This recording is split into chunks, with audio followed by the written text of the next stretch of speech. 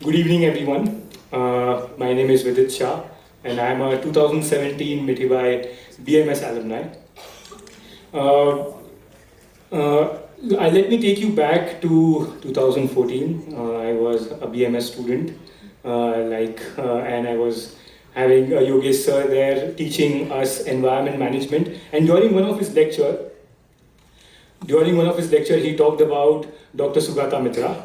Dr. Sugata Mitra's model experiment called Hole in the Wall program. And in this Hole in the Wall program, I got to know about the concept and the power of self-learning. So what Dr. Sugata Mitra did is that he installed a computer in the middle of a village with internet access.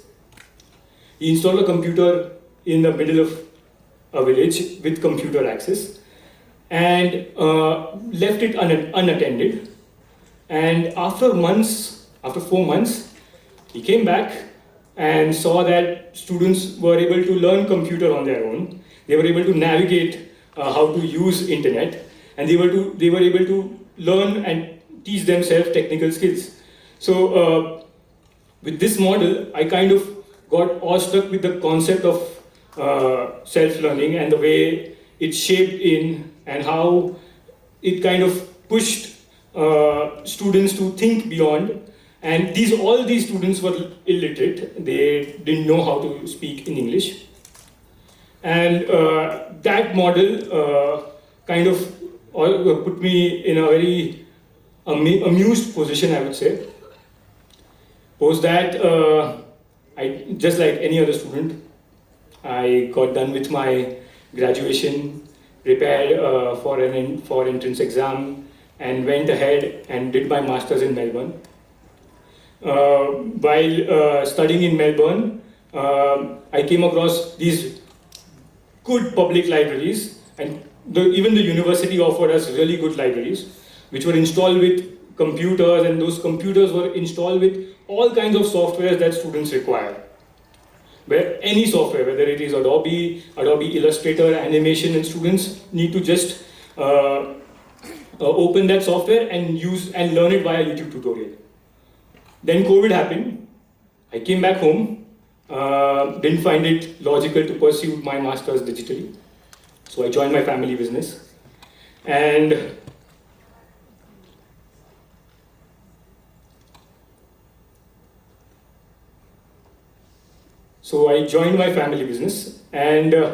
of packaging. And while I was interviewing candidates for admin positions that were open in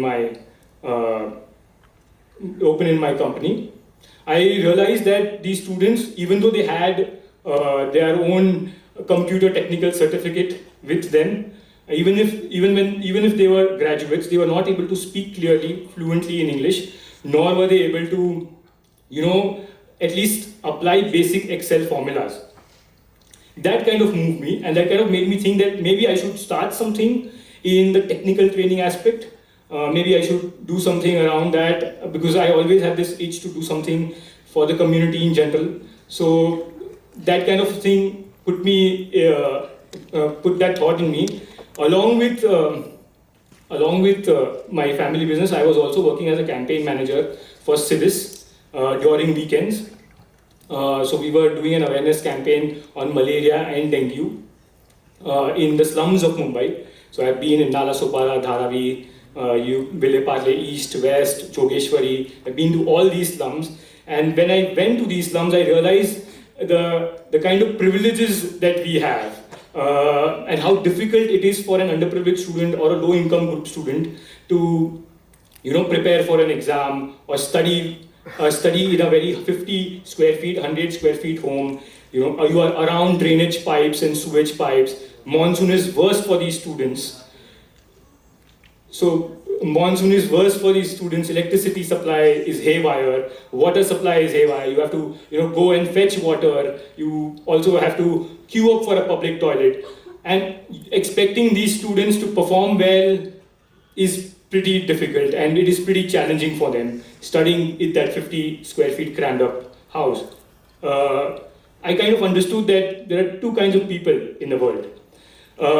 They are either the haves or either the have-nots. So the haves have everything. You get the best college, you get into an English medium school. Those kids even enroll in an English medium school. They were all from vernacular medium school. The reason being the parents of these students were concerned whether they would be able to teach students or help students out.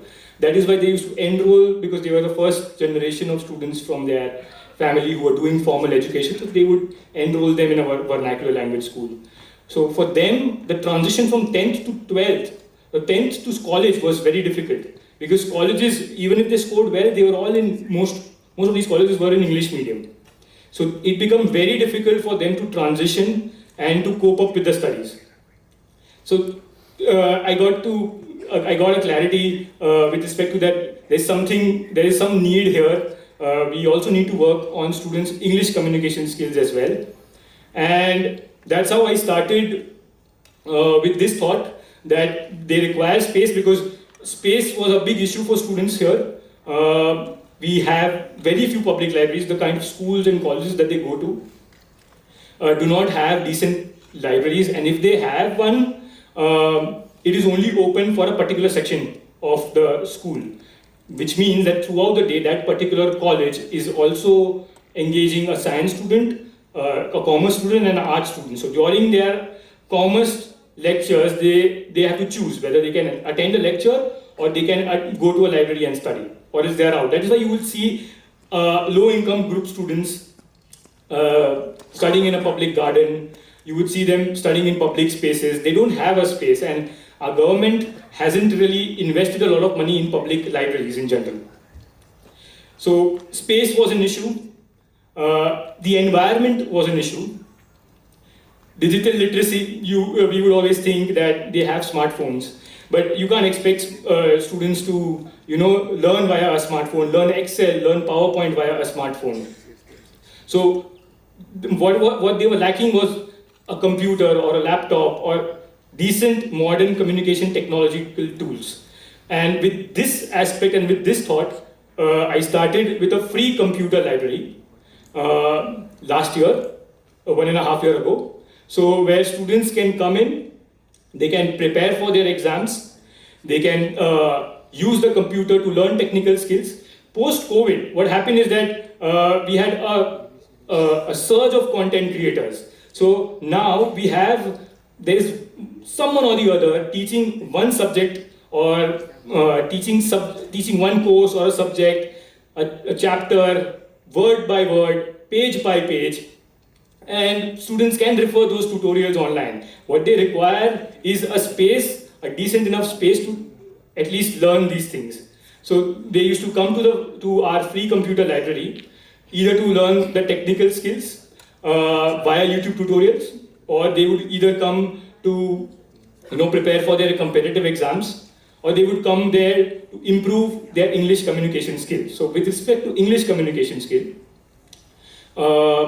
we thought, I studied these self-learning models, and I came across Dr. Sugata Mitra's advanced version of the Hole in the Wall program, which is called SOLE, S-O-L-E, Self-Organized Learning Environments. So in this aspect, so here, what Dr. Sugata Mitra did, is that he introduced a facilitator there and provided free access to students. And this facilitator's role was to guide them in a direction. Just putting in a computer in a village, it kind of becomes unstructured for students to learn. There is no proper pathway for them, and they would require someone to guide. If it remains unstructured like this, it is quite time consuming for students to cope up with and to figure out what they want to do. So that's how we started this computer library, and we made sure that we have a facilitator there. And this facilitator's role was not only to guide students and mentor students with respect to technical skills. They would also be good with their English. They would help create and curate a curriculum for them, build a grammar curriculum for them, build a English pronunciation curriculum for them. And students can use those curriculum, and those curriculum everything was online. So we had YouTube tutorials running for grammar. If you want to learn a noun, they can just click on the noun curriculum that we've made on a Word doc, and study now. If they get stuck there, the facilitator is there to help them out with English grammar. We also arrange debates, discussions, so that they improve on their English communication skills, where the facilitator's role will be coming in between and letting them know where they are making a mistake with respect to sentence structuring. The facilitator also helped in their writing skills, help them improve in their writing skills. They used to give them the assignments so that they can work around with it. So the first center that we started was with 10 computers. With an overwhelming response from students, it was very difficult for us to manage the expectations. Because a lot of students were turning up once they got to know that this space is free and they can come here and study for free. So 10 computers were not enough, so we spread the word across and we were looking out for space. That's when Don Bosco came in touch with us, and they had a vacant space. Don Bosco High School, Matunga, they had a vacant space, and that space was a computer institute itself, but used to be they were operating only 1 hour.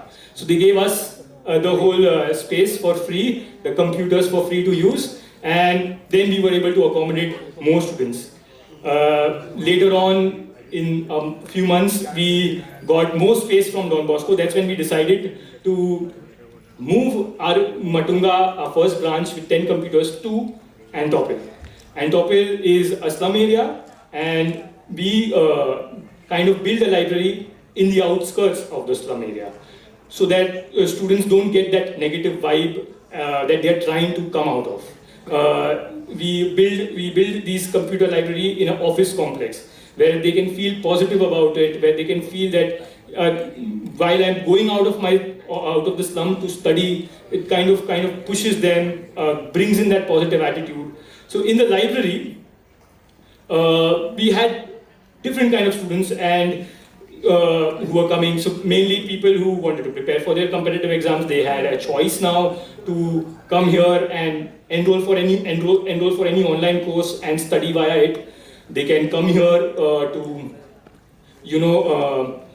if they have dropped out of college, they can come here and study and make themselves feel relevant, improve on their skill sets. They can come here to improve their English communication skills. So we had a student called Tamanna. She graduated recently.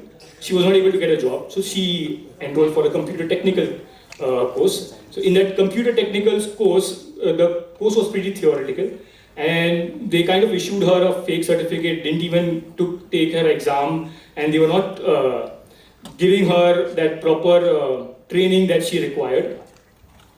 And that is why she couldn't find a job. So she came here at our free computer library. Within 3 months, we were able to, make her perfect with respect to her Excel and Microsoft Office, and we were also able to improve her English communication skills. And she landed up a job in Godrej Properties as a receptionist, which is pretty good for a Tier 3 student. And she bagged a salary of 22K, which is pretty good for a Tier 3 college student who graduates. So we were quite happy. She was quite happy with whatever progress she made and achieved. We had students who were pursuing sports, who had dropped out of college because of parental pressure. We had women who had dropped out of college because of parental pressure post their 12th. They came to our library to make themselves relevant and upskill themselves. So the future that we think of this library is that if we can set up these kind of libraries in the hinterlands, in the rural areas of India, what will happen is that why do people migrate? People migrate to urban areas for better job opportunities, for better education. By opening up branches in rural areas, what we are making possible is a reverse migration. If there is a really good mentor that we put in, who is helping them with their career choices, the haves also have the privilege to look up to someone, to get in touch with someone with respect to making their career choices. These underprivileged kids don't have any. Their parents' network circle is filled with non-teaching staff members of the college, or they are either plumbers, carpenters, or drivers. So they don't understand what they want to do. So they struggle in figuring out what how they can do things here. So that's why something like this, a computer library in the hinterlands will also build up that entrepreneurial spirit if the mentor is doing and directing them in the right direction. In our computer library, what happened is that there were two students who, last year, the self-finance courses, BMS, BMM, BAF, also started with an entrance exam, common entrance test. So many of our commerce students were thinking of doing BMS, but they were not sure if they want to give and do that much mehnat to get cleared in a common entrance test. So two of the students decided to do. Looking at them, seeing them do working dedicatedly during the vacations, other students started preparing for the CET exams. So that two students led to 30 other students to start and prepare for the CET exams. The role of the facilitator was also very important here, as the facilitator was also pushing them towards that direction and making them understand why this was important. And during summers, in general, students don't have, from the low-income group, don't have anything to do. The negative influence around them is mainly, there are drug addicts, alcohol addicts, there's people playing cards. So they generally don't have anything to look up to during summers. We, the haves, we can enroll for any classes and upskill ourselves. They don't have the money.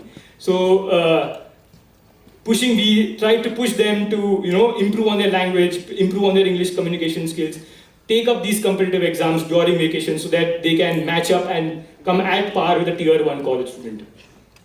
So that's our goal. We want to instigate reverse migration in future. We plan to build such kind of places, if possible, in a refugee camp. Just imagine having a computer library, because computer libraries generally cost pretty low instead of a normal book library. You just need to place up a computer, 10 computers. With respect to book library, you need space, you need to store many things up. So computer libraries are pretty easy to start. So in a refugee camp, you can kind of create this hope. People who have left their studies during war-torn areas, they can pursue it online. You can also push students and push people to work remotely, train them accordingly, so their minds also don't get negative. Refugee camp environment is even worse than the slum, because no one is owning up them. Any country is ready to own up them. So they can become more productive here. And TEDx has kind of become a circle of life for me. It was this TEDx talk that Yogesh sir introduced us to during his lecture on environment management about the Hole in the Wall program. It was this TEDx talk that inspired me to do something in this social impact space. With this TEDx talk, I started an organization around social impact, and post that TEDx found it credible enough to call me here, and right now I'm giving a speech, a TEDx speech to inspire you guys. So TEDx is actually a really good platform to share ideas, to spread ideas, to plant ideas into people's minds. Thank you so much.